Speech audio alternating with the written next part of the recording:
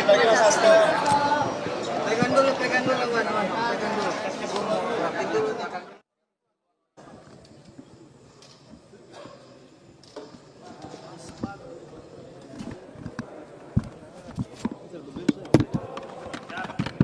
Mas kan turun bentar. Kita nggak ikut doorstop. Bahwa saya dituntut 7 tahun dan apa yang terjadi ini sudah saya perkirakan sejak awal. Ketika saya memilih suatu sikap politik untuk memperjuangkan nilai-nilai dan demokrasi, memperjuangkan hak kedaulatan rakyat, memperjuangkan pemilu yang jujur dan adil, serta memperjuangkan supremasi hukum, agar hukum tidak digunakan sebagai alat kekuasaan. Sejak awal saya sudah memperhitungkan risiko-risiko terhadap kriminalisasi hukum oleh kekuasaan. Meskipun hal tersebut tadi tidak diakui, tetapi fakta-fakta menunjukkan bahwa dari suara-suara civil society menunjukkan mereka yang kritis saat itu memang ada suatu tekanan dengan menggunakan hukum sebagai alat kekuasaan. Ketika pertama kali saya datang dan mendengar informasi bahwa ada suatu kriminalisasi melalui proses daur ulang yang ditujukan atas perkara yang sudah inkrah ini terhadap saya, maka sejak awal saya mengatakan bahwa saya akan menghadapi segala sesuatunya dengan kepala tegak. Karena kebenaran adalah kebenaran dan tidak ada motif. Sejak awal terbukti dari keterangan-keterangan saksi di persidangan ini maupun di dalam persidangan pada tahun 2020 terkait dengan keterlibatan saya. Selanjutnya hal-hal yang detail akan disampaikan oleh para penasihat hukum dan kepada seluruh jajaran kader anggota simpatisan PD Perjuangan untuk tetap tenang, percaya pada hukum, meskipun hukum sering diintervensi oleh kekuasaan. Percayalah bahwa kebenaran akan menang dan sikap yang saya lakukan sejak awal sudah saya kalkulasi risiko politiknya. Karena jangankan menjalani hukuman, ketika berteriak merdeka, merdeka, merdeka saja, kader PNI pada tahun 1928 bisa dikenakan oleh hukuman gantung, hukum kolonial. Karena itu percayalah bahwa tidak ada pengorbanan yang sia-sia. Terima kasih. Merdeka! Merdeka! Merdeka! Merdeka!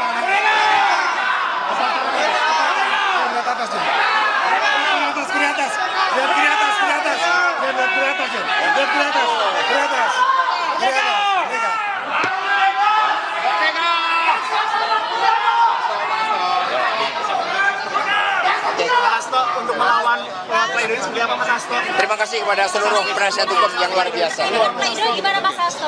Pledoi nanti dipersiapkan dan buat saya udah 80%, tinggal menyesuaikan dengan tuntutan JPU hari ini. Poin apa saja Mas Hasto yang akan menjadi pembelaan Mas Hasto? Oke, saudara-saudara sekalian, ini saya hanya menambahkan saja.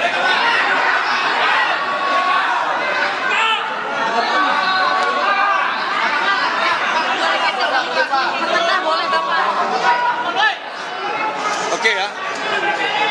Nah ini nggak bisa kedengaran. Bentar.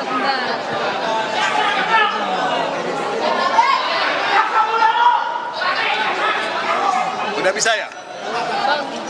Oke. Saya datang sebetulnya untuk mendengarkan tuntutan bebas, bukan 7 tahun. Karena jaksa penuntut umum pada dasarnya menurut hukum bisa meminta terdakwa untuk dibebaskan. Karena tidak ada alat bukti yang cukup untuk menghukum saudara Hasto Kristianto. Tadi saya mencatat cukup banyak selama sidang. Kita mengetahui bahwa dalam hukum ya, beban pembuktian itu penting. Siapa yang mendalilkan, dia yang mesti membuktikan. Nah, jaksa penuntut umum mesti membuktikan apa yang dia dalilkan. 2 hal. 1, obstruction of justice.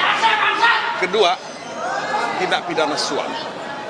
Nah, kita mendengarkan dengan teliti dan seksama bahwa uraian mengenai obstruction of justice itu sama sekali ya, tidak punya dasar yang kuat, tidak ada bukti-bukti yang kuat, sehingga ini seperti omon-omon gitu. Omon-omon yang dilakukan oleh jaksa penuntut umum tanpa mempertimbangkan bukti-bukti yang ada. Dan saya mendengar dari teman-teman kuasa hukum yang lain bahwa semua itu sudah dibantah dan semua itu juga seperti sebuah rekayasa. Nah, kemudian suap. Ini kan seperti menegakkan benang basah. Ini perkara tahun 2020. Perkara ini kan sudah selesai.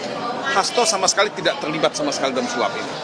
Nah, ini yang saya sebut menegakkan benang basah. Tidak ada bukti ya, yang bisa dijadikan sebagai alasan untuk menghukum Hasto. Nah, tadi disebutkan beberapa angka, tapi biar Pak Magdir nanti Pak Febri yang akan menjelaskan itu. Tapi menurut saya tidak ada bukti apapun yang convincing yang bisa dijadikan sebagai alasan untuk menghukum saudara Hasto. Nah, buat saya pengadilan ini adalah miscarriage of justice. Pengadilan sesat. Kenapa saya katakan pengadilan sesat? Karena kalau Anda melihat persidangan yang ada, di mana di dunia ini penyidik itu bisa menjadi saksi? Di mana di dunia ini ada penyidik menjadi saksi? Menjadi ahli. Menurut saya ini tragedi hukum, tragedi keadilan di Indonesia. Tidak boleh ada penyidik menjadi saksi. Ini ada conflict of interest, benturan kepentingan. Nah, benturan kepentingan inilah yang tidak dipahami oleh kejaksaan, ya, oleh jaksa penuntut umum. Seharusnya mereka itu tidak boleh sama sekali ditampilkan, ya, kalau kita ingin bicara mengenai keadilan. Nah, tapi celakanya majelis hakim itu kan membolehkan. Ya. Nah, mudah-mudahan ya majelis hakim bisa mengkoreksi hal ini dalam putusannya. Karena saya tetap punya pengharapan bahwa pengadilan adalah tempat untuk mendapatkan keadilan. Angka 7 tahun itu angka yang sangat tinggi, ya. Tidak pantas dan tidak ada dasarnya sama sekali untuk dituntut kepada saudara Hasto Kristianto. Nah, saya jadi ingat apa yang dikatakan di luar negeri, ya, atau di Australia misalnya. Ini pengadilan disebut sebagai pengadilan kangguru, ya, kangguru court. Pengadilan yang penuh dengan bias, pengadilan yang penuh dengan abuse of power dan rekayasa. Dan inilah yang terjadi gitu.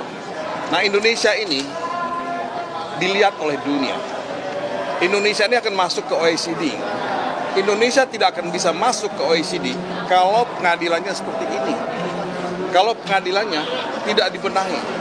Dan menurut saya ini adalah contoh kasus yang sangat menciderai nama baik, ya, reputasi hukum Indonesia.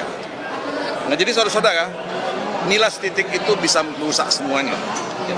Saya tidak punya catatan lain, mungkin nanti Pak Magdir ya. Tapi saya hanya ingin menambah satu soal saja. Ada buku yang ditulis oleh Sebastian Pompe, ya, orang Belanda, yang judul bukunya itu The Collapse of Supreme Court, ya, runtuhnya Mahkamah Agung. Nah, ini adalah bagian dari runtuhnya Mahkamah Agung, ya, runtuhnya pengadilan di Indonesia. Jadi kita mengulangi secara ini. Dulu dikatakan itu runtuhnya Mahkamah Agung ketika zamannya Orde Baru, tapi sekarang ini kita mulai kembali melihat fenomena yang sama, the collapse of Supreme Court, dan ini adalah salah satu contoh. Kalau pengadilan tidak tegas dalam membuat keputusan, menurut saya the collapse itu adalah soal waktu, bukan soal kapan. Ya, terima kasih. Baik, saya sedikit Pak. Silakan. Teman-teman, persidangan hari ini memperlihatkan bahwa tuntutan yang disampaikan oleh jaksa penuntut umum ini tidak berdasar, tidak logis, karena tidak sesuai dengan fakta-fakta persidangan. Kita ulang lagi ya, kita sampaikan. Bicara soal obstruction of justice, sudah disampaikan oleh saksi kunci bernama Nur Hasan. 2 orang berbadan tegap yang memerintahkan untuk menenggelamkan HP. Jadi pertanyaan, 2 orang itu tidak pernah diperiksa. Kemudian tiba-tiba di BAP disampaikan bahwa itu adalah perintah Hasto Kristianto. Kita bicara soal obstruction of justice, bicara soal suap. Sumber uang suap itu sudah disampaikan di persidangan 2020 dan di fakta persidangan saksi kunci, sumber uang suap tersebut adalah dari Harun Masiku, bukan Hasto Kristianto. Nah, ini kita sangat menyayangkan jaksa mengkesampingkan fakta-fakta persidangan seperti ini. Jadi di sini sudah sangat terlihat jelas bahwa memang dari awal kami sampaikan ini Mas Hasto ditarget untuk disandra sebagai tahanan politik. Dan tujuannya apa? Sekali lagi kawan, ini mempertegas bahwa ini untuk mengganggu PDI Perjuangan.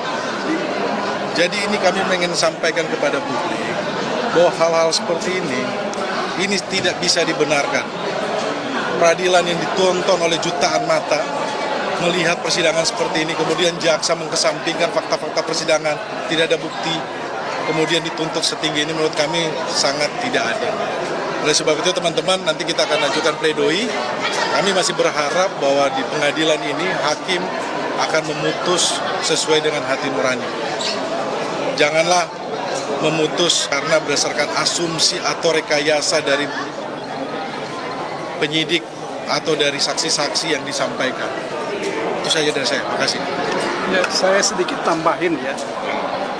Saya kira hal yang sangat perlu mendapat perhatian kita bahwa perkara ini bukan perkara kejahatan murni, ya. Tetapi ini adalah seperti berulang kali kami katakan, ini adalah perkara politik yang dikriminalkan, ya. Ini adalah kriminalisasi politik. Agar supaya ini bisa dituntut dengan tuntutan yang tinggi, diciptakanlah pasal apa yang disebut dengan obstruction of justice, ya.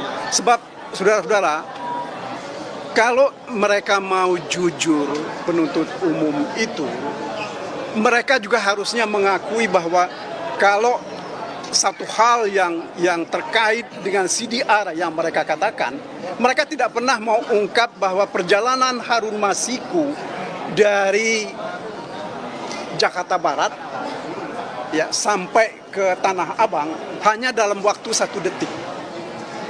Ini sesuatu yang betul-betul sangat mencederai akal sehat. Ya. Tetapi hal seperti inilah yang mereka gunakan, bahwa CDR itulah yang mereka gunakan untuk membuktikan bahwa ada kejahatan yang dilakukan oleh Pak Hasto. Itu satu. Kemudian yang kedua, kalau kita lihat betul secara baik bagaimana perjalanan yang disebut sebagai perjalanan dari Harun Masiku bersama-sama dengan Nur Hasan dari Menteng, ya, dengan berputar-putar sampai kemudian mereka katakan berada di PT IKA hanya dalam waktu sekitar 35 menit.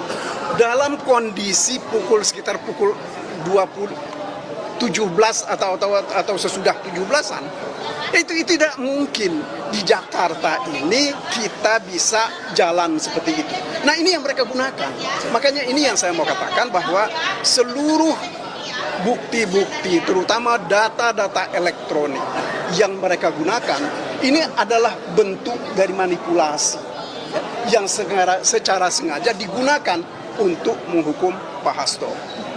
Ini terkait dengan obstruction of justice. Apalagi kalau kita lihat bukti itu adalah percakapan dari apa yang mereka katakan sebagai percakapan Harun Masiku dan Nur Hasan.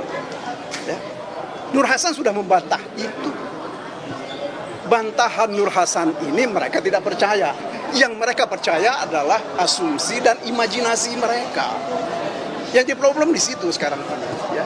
Karena bagaimanapun juga pembuktian itu adalah berdasarkan keterangan saksi, bukan berdasarkan imajinasi atau asumsi. Ya. Secara jelas misalnya terkait dengan pertemuan di PT IKA, ya.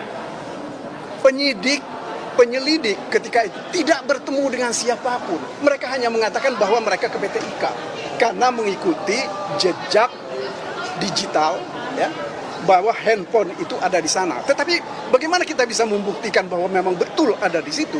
Mereka kan nggak pernah tunjukkan buktinya. Apalagi seperti saya katakan tadi, begitu banyak kesalahan-kesalahan dari catatan CDR yang mereka tunjukkan sebagaimana diterangkan oleh ahli yang mereka hadirkan sendiri. Ya. Kemudian yang kedua mengenai keterangan Kusnadi. Ini saya kira bisa kita perdebatkan panjang.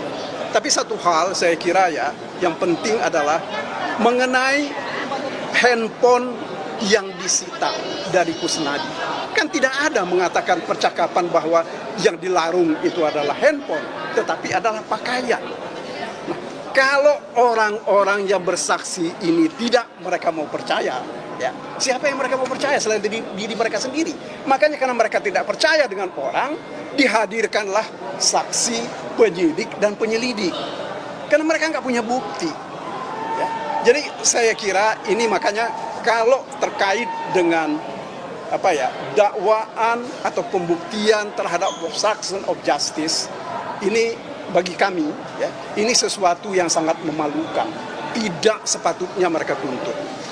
Begitu juga terkait dengan dakwaan suap. Yang jadi pertanyaan kita sekarang ini, mengapa Doni Tri Istiqomah baru dijadikan tersangka dikaitkan dengan Hasto sekarang? Padahal 2019, ya, dia tanggal 8 Januari 2020, Doni Istiqomah itu sudah ditangkap bersama-sama dengan Saiful Bahri, bersama Tio, dan juga bersama dengan Wahyu Setiawan. Tetapi kemudian dia dilepas. Apa maksudnya ini?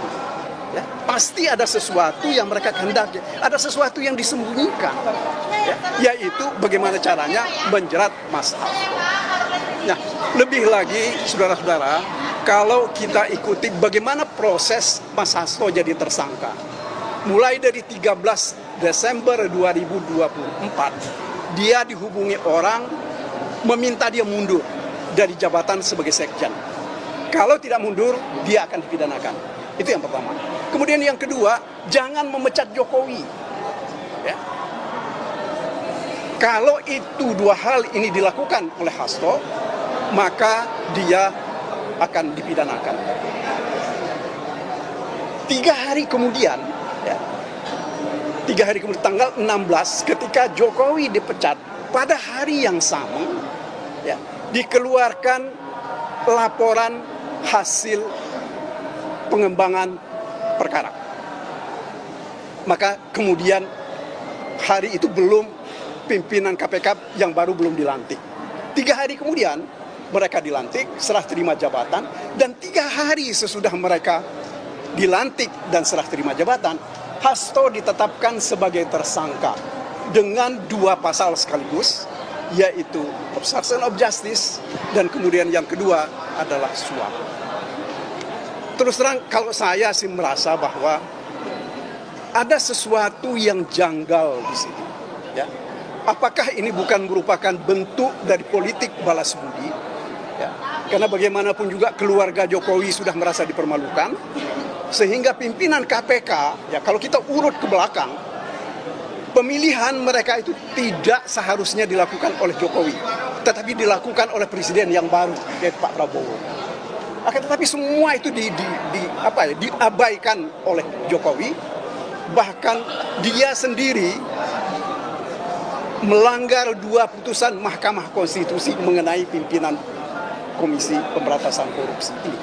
Nah, jadi sekali lagi saudara-saudara, mari kita cermati secara baik, ya, bahwa perkara ini bukan perkara biasa, ya, bukan perkara suap atau yang sederhana, bukan juga perkara yang merupakan tindakan menghalangi keadilan. Tetapi ini adalah upaya, ya, dari diskusi kami dengan beberapa teman di PDIP, ini sebenarnya adalah upaya awal, ya, yang sudah tidak berhasil untuk mengambil alih partai. Ya. Ketika Presiden Jokowi meminta tambahan masa jabatan, dan juga ketika dia tidak berhasil menambah 1 periode, menjatuhkan partai, terutama menjatuhkan Hasto, karena dialah yang dianggap sebagai batu sandung, ya, dari kegiatan-kegiatan atau permintaan-permintaan dari Jokowi dan seterusnya. Saya kira begitu yang bisa kami sampaikan. Nanti lengkapnya ini akan masuk di dalam pembelaan kami. Mudah-mudahan minggu depan kita bisa sampaikan lebih terang. Terima kasih atas waktu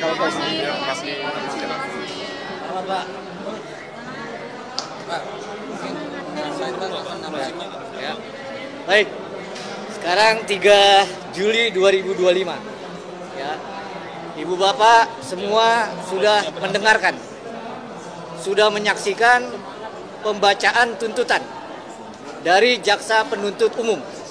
Ya, apa yang bisa disampaikan adalah tuntutan penuntut umum hari ini adalah tuntutan yang berdasar imajinasi, asumsi, dan tuntutan penuh kebencian. Ya. Sejak awal kami sudah sampaikan, kalau perkara suap mau dibuktikan itu sangat sulit tuh. Yang pertama karena pernah disidangkan pada tahun 2020, yang kedua secara logika tidak masuk akal. Apa maksudnya? Apa masuk akal seorang sekretaris jenderal menalangi uang untuk seorang calon? Masuk akal nggak? Tidak. Hah? Tidak. Pernah ada seorang sekretaris jenderal partai nalangin duit? Nggak masuk akal secara logika. Ya. Karena kesulitan untuk membuktikan perkara suap, maka masuk pasal 21. Perintangan penyidikan katanya. Ya. Kalau kita mau lihat perintangan penyidikan apa, kita ini hari ini tegak, ya, itu karena penyidikannya jalan. Itu karena apa? Berkasnya sampai ke pengadilan. Itu karena apa? Karena persidangannya sukses, lancar kan? Pertanyaannya ke ibu bapak, yang mana merintangi persidangan? Ada. Yang mana yang merintangi penuntutan? Tidak ada. Apalagi yang mana merintangi penyidikan? Ya. Jadi pesan tuntutan oleh penuntut umum hari ini jelas. Satu, penuntut umum minta majelis hakim untuk mengenyampingkan semua fakta-fakta persidangan. Penuntut umum minta kepada masyarakat tutup mata dengan fakta-fakta persidangan.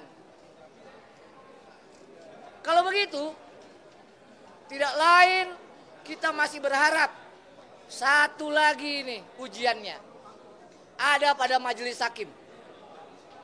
Ya. Dalam putusan selalu dinyampaikan, ya, demi keadilan berdasarkan ketuhanan yang Maha Esa. Perhatikan teman-teman kameramen tadi, ya, pada saat dibacakan tuntutan bergetar itu tangannya penuntut umum tuh. Coba dicek nanti di kamera, getar itu. Ya. Kita mau masyarakat tercerahkan. Ya, kita mau masyarakat menyaksikan, ya, betapa tidak mudah menjadi orang yang kritis di Republik ini. Ya.